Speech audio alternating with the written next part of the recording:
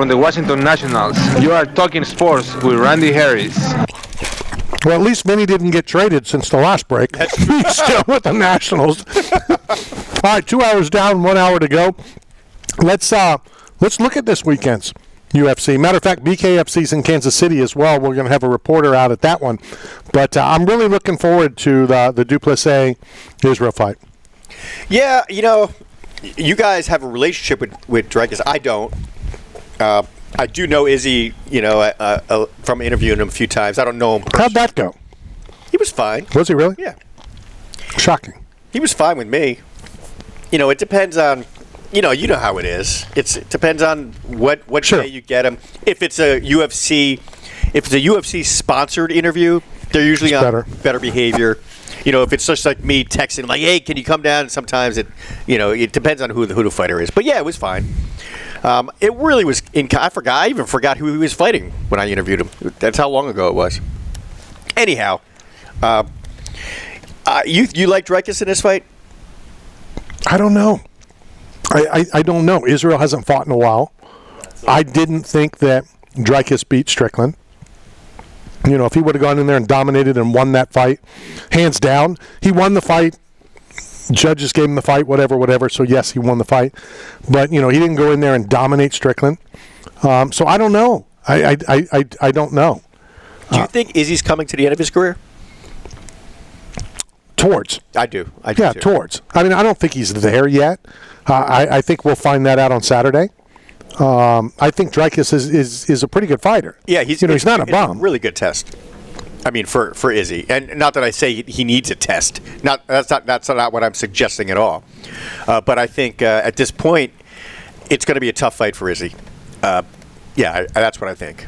But I'm looking forward to good fights. I don't want to see fights where I know, like you said, I know who's going to win. Well, and that's the sport. That's all sports. I mean, you're at the top today, and next week, next month, 2 years later when you fight again, for a long period, Israel was the top. Right. Anderson Silva was the GOAT. Yeah. And that's what happened. Somebody younger, stronger, faster, this, that, the other. Like I said, I don't know. I mean, DRICUS beat Whitaker fairly easily. And that's not what I saw when he fought Strickland. I thought Strickland won that fight. I like that Dana has already said that Strickland gets the winner. What do you think about that? There's a lot of rematches. There's a lot of... I think I read something that Israel's had a title fight like for 7 straight years. Well, Kenny Florian did too. Remember when Kenny was going through? He went through, I think, 4 different title bouts. Didn't win any of them, unfortunately. Right. Well, that was Kenny. That was Uriah too. Yeah, Uriah got to there, and which was a shame, but they were the second best fighter. Cormier is the second best lightweight of all time. Yep. He just couldn't beat John. Well, he was a heavyweight champion in Strikeforce. Right. And I was shocked when he beat Josh Barnett. I was shocked because he didn't just beat Josh Barnett. He ragdolled Josh Barnett. And nobody expected that. Nobody. Right. I mean, he picked him up over his head and body slammed him. He's such a little guy. Yeah. He broke into our broadcast at the Apex. And Steve is convinced that he heard me talking about him in not a very good way. Oh, no. And then he walked in like, what's going on here? I'm like, oh, no. That's hilarious. Yeah. I love Cormier. He's got such a great sense of humor. Like, after fights, I'm notorious. I go either play poker or play blackjack. And one day, Cormier was coming out with his wife after he fought, and I'm sitting at the blackjack table, and all I hear is Straka, and I turn around, and Cormier's like a big brothering me, which is so funny because I'm 10 years older than he is. But it was so funny. I like that guy a lot. Yeah, I mean, I think he does a good job, but, it's like anything. You want to know, but you don't know. Right. We don't know a lot of these people we interview. We could even hang out with them. It doesn't mean we know them. Right. So, and they have to treat people different. They have to. Like Tom Cruise running through all that and somebody reaching out and kissing him. What if somebody reached out and kissed you as you're walking through International Mall? Yeah, that would be weird. Right. Well, and I say that a lot about Warren Sapp in that people don't like him. He's not the greatest fighter. He's not the greatest Buccaneer. He's not this. He's not that because he won't sign autographs or he won't take pictures or he won't. So I always say, I want you to go to the mall. I want you to go to International Mall in Tampa, and I want you to go up to a complete stranger and ask for $100. And they're going to say, no, idiot. Right. Does that make them, So we tend to, to forget we don't know these people. You know, when you run up and ask for an autograph or a picture or whatever, and then if they say no, it doesn't make them a jerk. You know, when I was younger, I was 22 years old. My first job was at CBS News. And I worked in the radio division and in the radio news division. And Greg Gumbel and Terry Bradshaw would come in every Sunday. I worked the overnight shift, so I worked 1 a.m. to 9 a.m. So every Sunday they'd be in early for the NFL Today show. And I remember once I was taking a break, and I saw all these people lined up outside CBS just waiting for Terry Bradshaw to come. They all had footballs in their hands. And Terry just walked in, ignored all of them. They're all going, Terry, Terry, Terry. He just didn't even, kept his head down, went through those revolving doors. And I asked him later on, I'm like, Terry, why didn't you sign anything? He goes, because they sell them. This was back in the day. This was in the 90s. Well, and they do. Yeah. And it's hard to tell. You know, I defend a lot of it, but, you know, I've gone off, and I want to be careful, but there's a couple people that I know that get all the time stuff from the Bucs. They go on the road, they know what seat to be in, and when they run into the tunnel, they'll throw the gloves to them, and they sell them right away. And so I've asked some people that I know that know these people as well, do the players know that? Because they don't. They're just like, oh, this is a huge fan. He goes on the road. They go to get that stuff, to sell, to have the money to do all the stuff. You know, so I get it. But on the same line, who cares? I know. You know, I know MMA, UFC-wise, Mandalay Bay all the time. And people, the fighters were like, yeah, I see this guy out. He's camped out there for 2 days. You sign 2 autographs, he sells it for whatever, $60 a piece. I don't know if it's worth $120 to stand there for 2 days. It's not. So there's two sides to it. Well, in New York City, we used to go to these red carpet events, and, you know, all the reporters, we all knew each other because we're all at the same events all the time. And which is so funny that that TV people do that. Instead of just at the White House, we have a pool. You know what I mean? There's one camera and everybody shares it. Right. In the UN, same thing. One camera, everybody shares the pool camera. They should do that for all red carpet events. There's no reason for 100 camera guys to be on a red carpet. Anyhow, my point is there was always a couple guys that we call them the autograph guys. And they would be there, and somehow they knew where every red carpet event was going to be. They were always the first people there, and they're just waiting to get autographs. And they do. Right. And you know, like you said, they sell them. Well, and I'm in a bunch of chat rooms, you know, because I just like to keep up on it. And people all the times like, I think they're called scripts, you know, autographs. You know, I'm going to this show tonight. Where's the best place to get a script? Right. You know, and they bring the Funkos. And, you know, but there's two ways to look at it. It's their job. Yeah.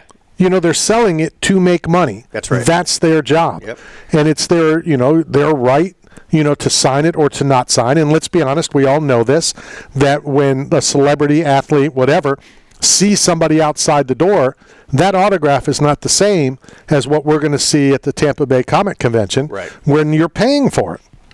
Yeah. You know, and which is, you know, I wanted to bring this up before. Is there one person that you would like to get a photo or an autograph from?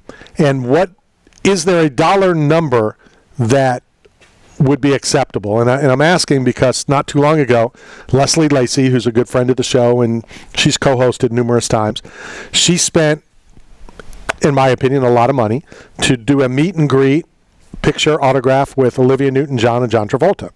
She's a big Olivia Newton, who has obviously since passed away, and she said it was worth every dime she spent. Well, she must be a big Grease fan. Yeah. Well, as we all are. You know, Grease is the word. Randy, you asked me, I don't want a picture or an autograph from anybody. Anybody.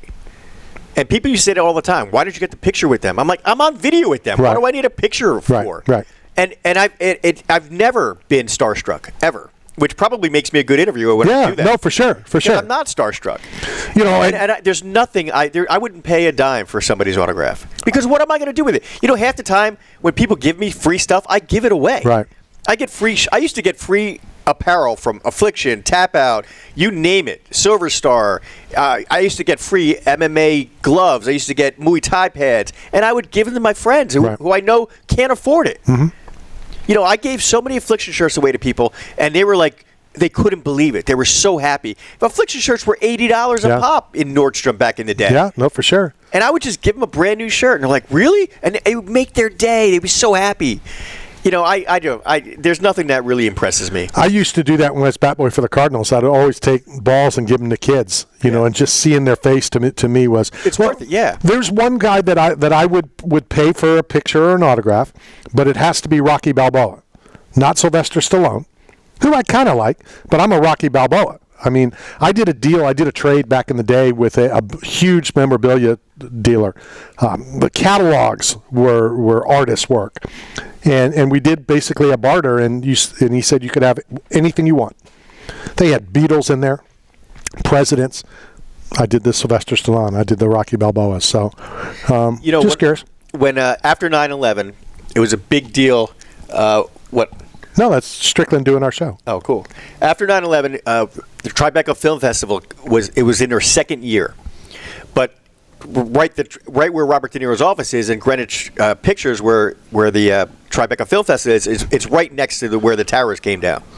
So De Niro was having this big press conference, and nobody could get an interview with Robert De Niro. It was very he was not going to talk to anybody, specifically not Fox News Channel, because of our affiliation. Yeah. So little did everybody know that I was in the movie Analyze This with Robert De Niro. And the woman who is in charge of the Tribeca Film Festival is Jane Rosenthal. She was the producer of that film. So here I am down there. Makes it easy. And I'm covering the event. And I had no intentions of even asking for De Niro. And I hear, Mike. And I get waved in. And I'm like, what? I tell my camera guy, come with me. And it's Jane Rosenthal. She goes, you can have 5 minutes with Bob. And I went and sat down, and I was the only person to get an interview with Robert De Niro after 9/11 when they opened up the downtown again. And everybody was like, how did you get Robert De Niro? I'm like, I was in a movie with him. Right. So you just never know sometimes. You never, ever know. But great. And when you run across them again, and in that, whether you're in that opportunity or not. Well, the guy who directed the film, this is a funny story, actually. Harold Ramis. You know who he is? Yeah, from Ghostbusters. Yeah, he directed the film. Not bad for a guy that doesn't watch movies. Right. I don't watch movies, but I knew who. Well, he also wrote Animal House.